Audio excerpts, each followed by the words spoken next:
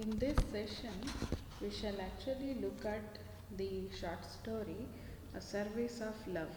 We shall have a simultaneously we shall have brief reading and the explanation of the story by O. Henry, A Service of Love.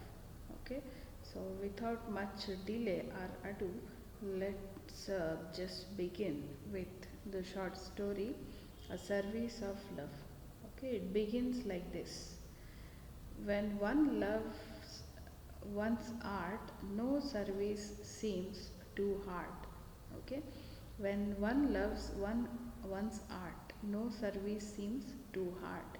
So, at the very beginning, at the very outset of the short story, you have the opening line like this. So, what does it tell you? As we previously discussed on the thematic concerns and the note on the author, that the author does a kind of word play in his write up, and also his short stories are very well famous and well known for wit. Okay, that's why I had the detailed description and analysis of the introduction to the author and his works and writing style. Okay, so you learn that the very outset, it's a kind of witty statement that you find in the opening, which is a very kind of it's a heavy line which needs analysis and explanation. That when one loves one's art, when you say art, it need not has to be kind of art like drawing, painting, or music, or such things. It could also be a person who is the subject of art in your life. Okay, or it could be any kind of work that you love, which could be called as the art which you love. Okay, that is basically, it means to say, when you love something or someone, okay, the services you render keeping that particular aspect in mind, object in mind, or person in mind, or that work in mind, it does not look hard, it does not look difficult and tough. That is, rather, when you love something or someone, whatever you do towards that thing or person looks very easy, looks very enjoyable, looks very fulfilling, right? And it only gives you happiness in turn, right? The work which you love, and if you do something for the person you love, it always looks endearing, it gives pleasure, it gives happiness. Okay, in turn, if you are doing something which you do not like, it looks like some mountains are weighing on your shoulders, isn't it? And when you try to do something for a person you do not love or like, then obviously that will also look so burdensome and so worrisome. And sometimes it so happens that you will end up having a kind of burnout, okay, out of frustration and irritation. So one must be either basically love what one does, or one must start loving what the work which is assigned to a person, or one should beforehandedly love something and start doing the things which one likes to do. Okay, so this is the only solution, right? So that's what you get to see in the short story, that the love between the two protagonists, the two characters, the two lovers, is so strong. The bonding is so pleasant. It is so happiness inducing that they commit these acts of sacrifices towards each other. Okay, so he says next, the short story continues like this. When one loves one's art, no service seems too hard. This is our premise. Okay, this is our premise, meaning this is the theme or the tagline or the background which we are going to keep in mind when you further read this story. Okay, and he actually, it's a kind of reflexive writing, because within the short story he is referring to this text as short story itself. Okay, he is referring to the text of the story as story itself within the story.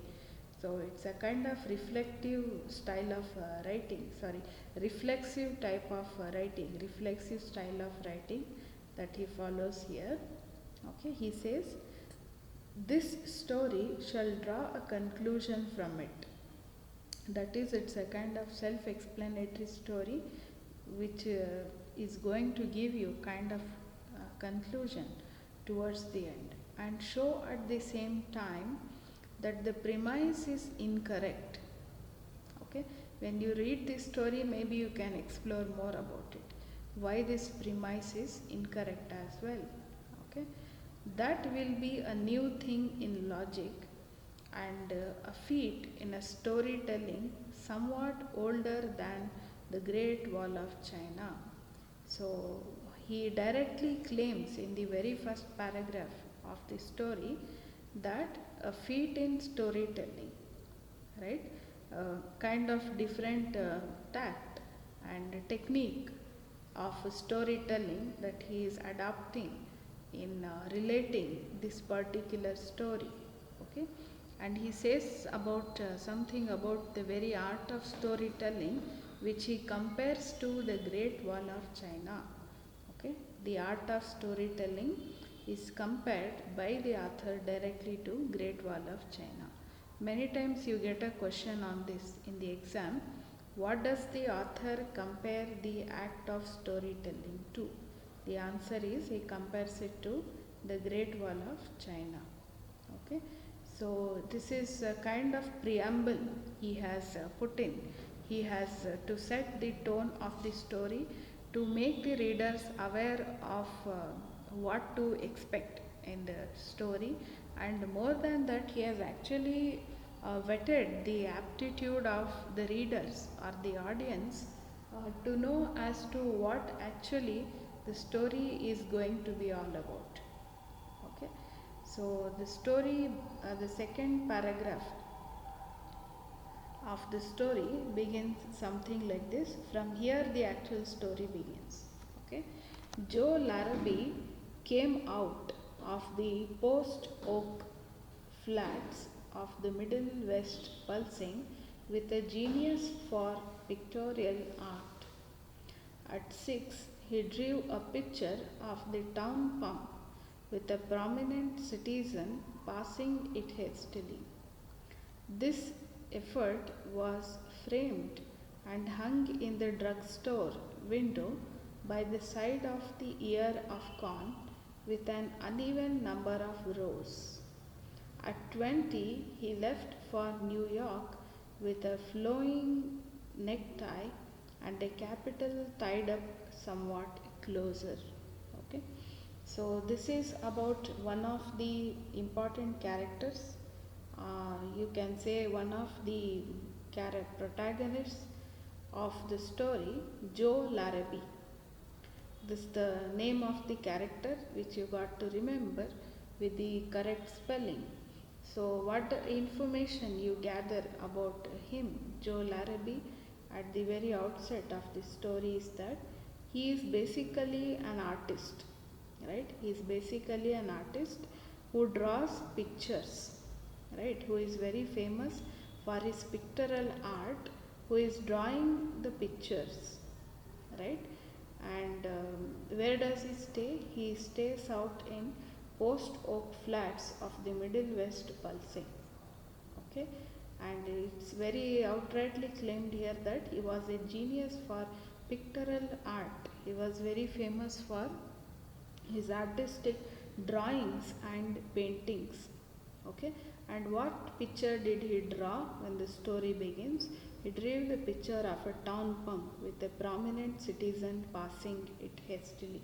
Okay, so this is the picture he draws, and when the story begins, actually he is all set to fly to New York. Indeed, at 20, that is 8 p.m. in the night, he left for New York with a flowing tie and maybe we don't know why he is going to New York all dressed up with a flowing tie, but you can just predict as to maybe he is going to attend some art exhibition, or maybe he is going to participate in some art exhibition with all his paintings and drawings, right? That you can predict. As the story moves on, you have introduction to another prominent character in the story, and it begins like this. Second paragraph: Delia Caruthers did things in 6 octaves so promisingly in a pine tree village in the south that her relatives chipped in enough in her chip bat for her to go north and finish.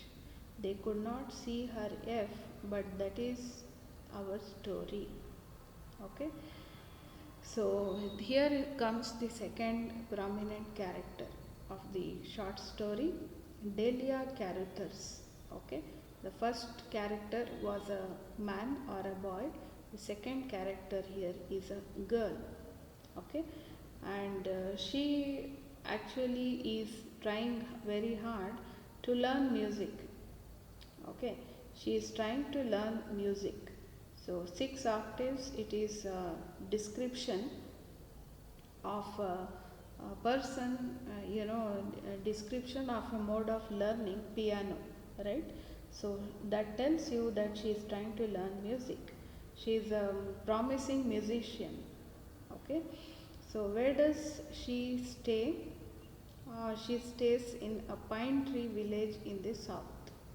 Okay, then her relatives heard her play piano, and they wish that she could chip her bat, she could try her luck by going north and finish her training. But all her relatives wish that she becomes a very famous pianist, very famous musician and artist. But the thing is, she is poor, she cannot afford, right? Later part of this story, you learn this fact about Delia, that actually she is a poor girl. She does not have enough of funding, and all her relatives just kind of wish that she learns what she aspires to learn in music and become a prominent figure, but at the same time, they are not offering any genuine help in terms of money. Okay, so this is actually has held her back from achieving her aspiration of becoming a famous musician.